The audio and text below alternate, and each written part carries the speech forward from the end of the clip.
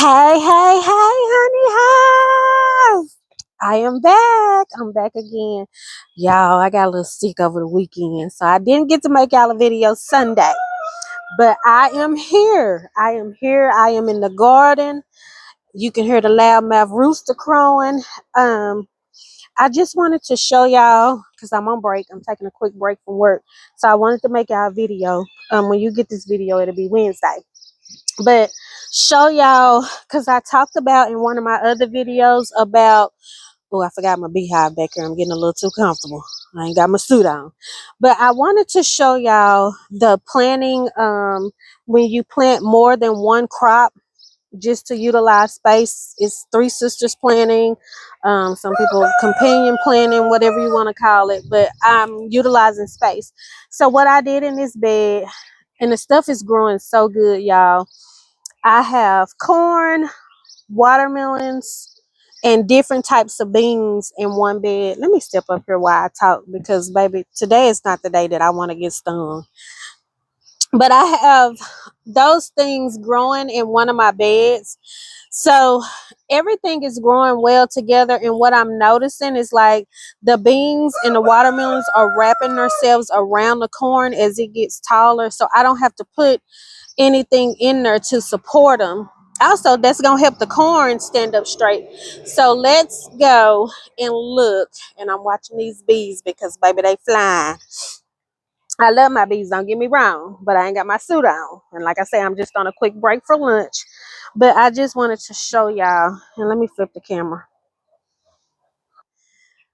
So if, as you can see, and I'm not gonna be in here, see the watermelons are growing, and actually the corn is also gonna be a shade for the watermelons, and some of them are starting to grow on the corn. But as you can see, we have our corn growing, and then here on this side we have our beans, and I do have a few little baby beans coming in, my little string beans. And I planted so many different varieties of beans, so I don't even know what all of them are. And then like I told y'all, we got zucchini in this bed. My daughter helped me do this bed, so I guess she put zucchini in here. I don't know how the zucchini got in here. Get off of me. Every time I come out here, these cats want to surround me. But look how big those um leaves are. Like I don't know if it's zucchini or squash. We'll find out. But look how big the leaves are. Just big and healthy. And you can eat those leaves as well. You have to wash them real good. Even though they have like that little texture to them, that spiky texture to them, you can still eat it. Yesterday, I didn't get, but yesterday I made a salad. Like I said, I've been kind of down and under the weather. But yesterday I made a salad using the beets, because the beets are not fully established, but I had to thin them out. So instead of me throwing that away, I took it and we made a salad with the beet. I guess you can call it beet lettuce. I did the dill. I didn't listen, baby, dill.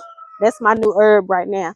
But I did the beets, the dill, and the kale, and we just had a green salad and ate that, and it was good. It was real good. But now is the time. If you have not started planting, you need to be planting, especially with all this good rain coming in. I know in zone AB where I'm at, we've been getting a lot of rain, and it's been helping, because baby, once it get hot, that water bill is gonna be something serious. So, but it's all a part of it, comes with gardening. Bills gonna increase, just like when the kids out for the summer, the electric bill go up, grocery bill go up. But at least I know that I can see, what the money's going towards. But here is, and a lot of my tops, let me see, a lot of my tops are falling off this zucchini or whatever it is. And I know it has to, what I may do is get out here later on this week and self-pollinate. Take like a little brush, and when they open up, brush one and then brush the little pollen off inside the other one, so they can grow. I never really have any luck with zucchini and squash, but we'll see this year how it goes. But the beans, like I say, the beans going crazy. And look at all that. I'm hoping that whatever, if it's zucchini squash, that I get to see and eat some of it, because it's taking over. I did not know. She had to have put that off in there. But the corn is doing good. My little gate kind of leaning on it. But the corn and the watermelon is doing good. And actually, I could have waited until this month to plant the watermelon, but I wanted to go ahead and plant it. And I got me a new nuke, which is my bees. So we have bees again. During the winter, I kind of lost my bees, so I went ahead and invested in some more. But this time I got a plan. I am not losing my bees, because I was 2 years in and I was just starting to get honey and they died. But we starting over, and I have some new ideas and stuff that I'm going to do with these bees and honey flow production a little faster than I did the last time, because that was my first time keeping bees. So it's a learning process. With anything, it's a learning process. But I'm hoping that by next spring, we'll have plenty of honey to where I can sell it or do whatever I want to do with it. But every year the garden grows. I get better and better at it. I learn stuff. I'm not perfect at what I do, but over time I have learned a lot of things about gardening, and every year I apply that when I start my gardening up. So I'm just here to help y'all. I want us all to be successful at growing whatever we grow. And like, people can teach you and give you the blueprint, but it's up to you how you actually utilize it. But ain't nothing, baby, ain't nothing like growing your own food. When I tell you, once this stuff get to growing and producing, the taste is one of a kind. It's nothing like store bought. Nothing like store bought.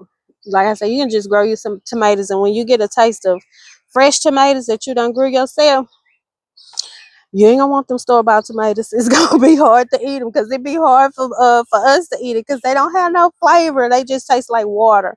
And another thing, on another note, if you are growing tomatoes, put you a basil plant in with your tomatoes, because it gives the tomatoes a flavor.